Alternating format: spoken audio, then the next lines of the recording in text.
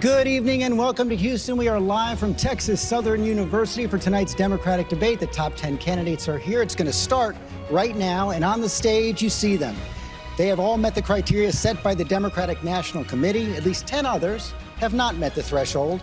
I'm joined here tonight by my ABC colleague, World News Tonight anchor David Muir, our national correspondent Lindsay Davis, and Jorge Ramos from our partner network, Univision. Jorge?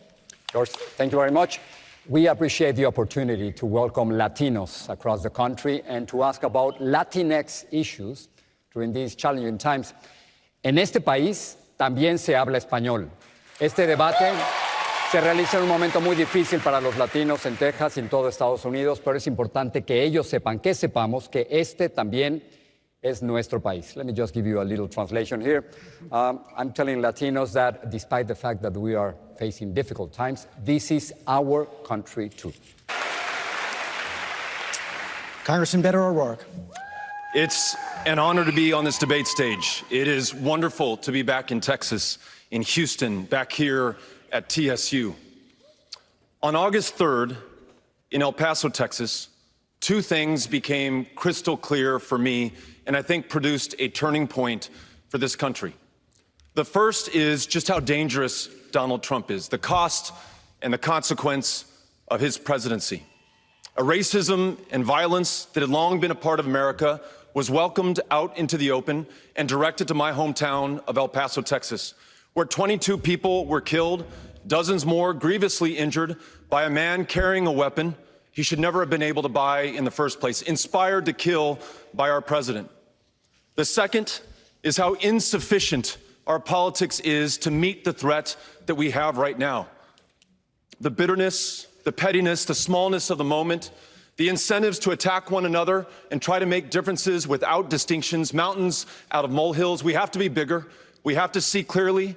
We have to speak honestly, and we have to act decisively. That's what I want to do for you as President of the United States. Thank you. Congressman O'Rourke. Yeah. Thank you. Listen, I'm grateful that we all agree about the urgency of this challenge and the fact that Donald Trump is undermining the limited protections that we have right now.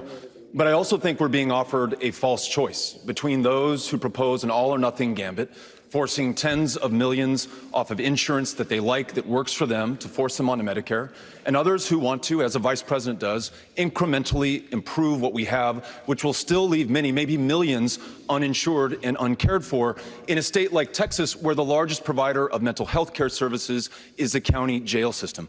We've got to do better. In my proposal, Medicare for America says everyone who's uninsured will be enrolled in Medicare. Everyone who's insufficiently insured, cannot afford it, can move over to Medicare. And those, like members of unions who fought for the health care plans that work for them and their families, are able to keep them. That is the best possible path forward. Health care is the top issue for everyone in the country. I want to make sure everyone gets 1 minute to respond. So thanks, George. Since we're here at an HBCU, I'd like to start with young black voters. Several recent polls indicate their #1 concern is racism. This campus, this state, and this nation are still raw from that racially motivated attack on Latinos in El Paso. Now, we know that the racial divide started long before President Trump and President Obama, but each of you on this stage has said that President Trump has made that divide worse. Congressman O'Rourke, coming to you first, why are you the most qualified candidate to address this divide? You know, I called this out in no uncertain terms on August 3rd and every day since then, and I was talking about it long before then as well. Racism in America is endemic. It is foundational. We can mark the creation of this country not at the 4th of July, 1776, but August 20th, 1619, when the first kidnapped African was brought to this country against his will and in bondage and as a slave, built the greatness and the success and the wealth that neither he nor his descendants would ever be able to fully participate in and enjoy. We have to be able to answer this challenge, and it is found in our education system, where in Texas, a 5-year-old child in kindergarten is 5 times as likely to be disciplined or suspended or expelled based on the color of their skin. In our healthcare system, where there's a maternal mortality crisis 3 times as deadly for women of color, or the fact that there's 10 times the wealth in white America than there is in black America, I'm going to follow Sheila Jackson Lee's lead and sign into law a reparations bill that will allow us to address this at its foundations. But we will also call out the fact that we have a white supremacist in the White House, and he poses a mortal threat to people of color all across this country. Secretary Castro, 45 seconds to respond.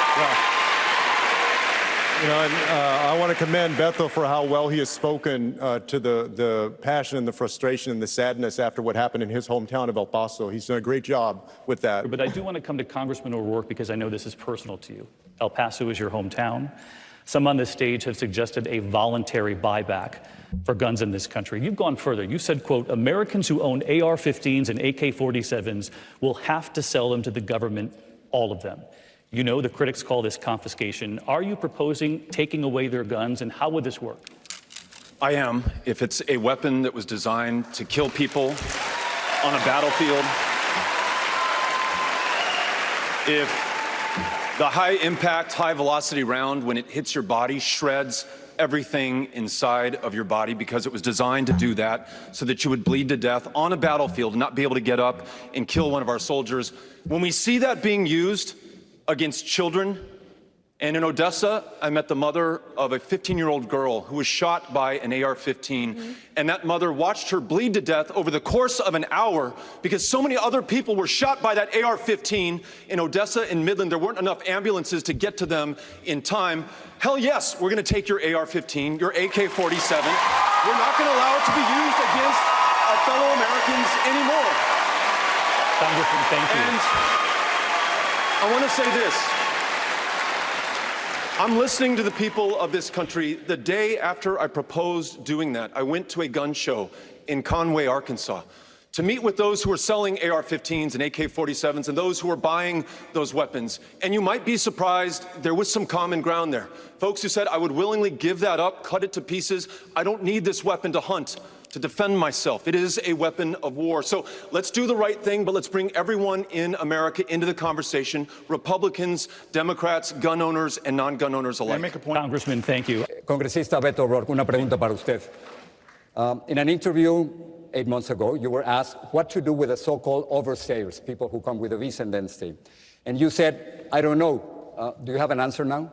I do, and if you read the rest of that article in the Washington Post, I talked about harmonizing our entry-exit system with Mexico in the same way that we do with Canada. I think that could help us to keep a handle on visa overstays, but I think the larger question that we're trying to get at is how do we rewrite this country's immigration laws in our own image, in the image of Houston, Texas, the most diverse city in the United States of America, in the image of El Paso, Texas, one of the safest cities in the United States of America. Safe, not despite the fact that we are a city of immigrants, safe because we are a city of immigrants. Conocemos que si queremos asegurar nuestras comunidades y nuestro país, necesitamos tratar cada persona con respeto y dignidad.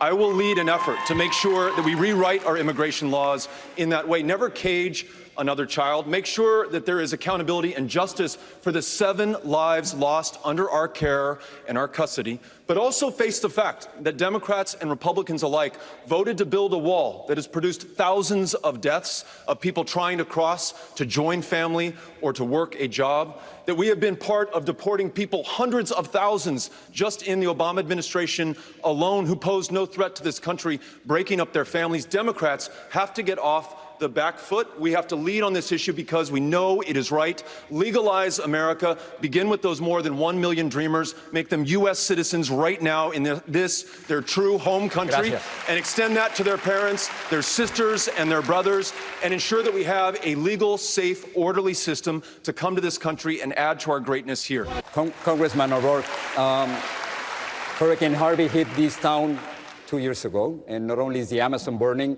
Greenland is melting at a record pace. The last 5 years have been the hottest ever recorded, and we have a viewer's question about this. What meaningful action will you take to reverse the effect of climate change, and can we count on you to follow through if your donors are against it? Yes, we will follow through regardless of the political consequences or who it offends, because this is the very future of our planet and our ability for our children and grandchildren to be able to survive on it. We will make sure that we get to net zero greenhouse gas emissions no later than the year 2050, that we are halfway there by 2030, that we mobilize $5 trillion over the next 10 years to do that, that we invest here in Houston, Texas, with pre-disaster mitigation grants to protect those communities that are vulnerable to flooding, given the fact that this town has seen 3 500-year floods in just 5 years. You'd like to think you're good for 1,500 years, but you're not. They're coming faster and larger and more devastating than ever. We're also going to make sure that we free ourselves from a dependence on fossil fuels and embrace renewable wind and solar energy technology, as well as the high-paying, high-skill, high-wage jobs that come along with that. And then we're going to pay farmers for the environmental services that they want to provide, planting cover crops, keeping more land under conservation, using no-till farming. Regenerative agriculture can pull carbon out of the air and can drive it and sequester it into the soil. That's the way that we're going to meet this challenge, and we're going to bring everyone into the solution. Congressman O'Rourke. Thank you, George. Everything that I've learned about resilience, I've learned from my hometown of El Paso, Texas.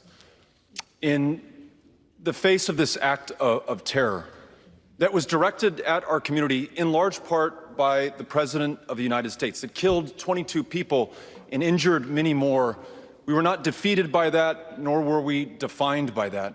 The very thing that drew that killer to us is the very thing that helps us set the example for the rest of this country. We don't see our differences as disqualifying or dangerous. We see them as foundational to our success, to our strength, and to our security, and to our safety.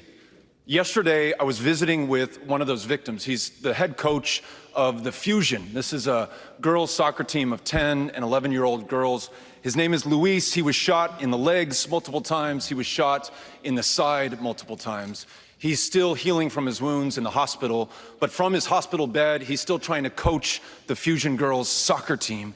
Memo, his co-coach, is still fighting for his life right now at Del Sol Hospital. Those two men, Jessica and Marcella, their wives, they exemplify resilience to me. And when we end this scourge of gun violence in this country, when we finally confront the racism that exists in America, when we're defined not by our fears, but instead by our aspirations and our ambitions, it will be in large part, I think, thanks to the example that El Paso has set.